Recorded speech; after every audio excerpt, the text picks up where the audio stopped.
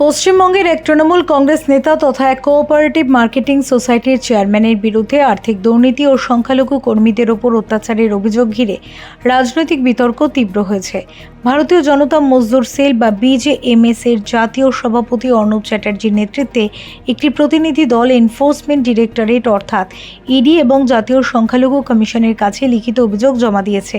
প্রতিনিধি দলে ছিলেন বিজেএমএস এর জাতীয় সহ সভাপতি আরমান গাঙ্গুলি, রাজ্য যুব শাখার সভাপতি মনপ্রীত সিং গ্রেওয়াল, রাজ্য সাধারণ সম্পাদক ওয়াসিম আহমেদ এবং দক্ষিণ কলকাতার শাখার সভাপতি এমবি মাহেশ।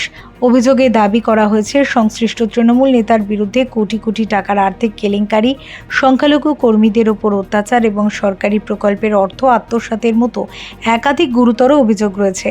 সংবাদ মাধ্যমের মুখোমুখি হয়ে অর্ণব চ্যাটার্জি বলেন, বিষয়টি কলসুর বাগজোগলা লার্জ সাইজ কোঅপারেটিভ মার্কেটিং সোসাইটির সঙ্গে যুক্ত এবং গোটা ঘটনার নিরপেক্ষ তদন্ত হওয়া উচিত।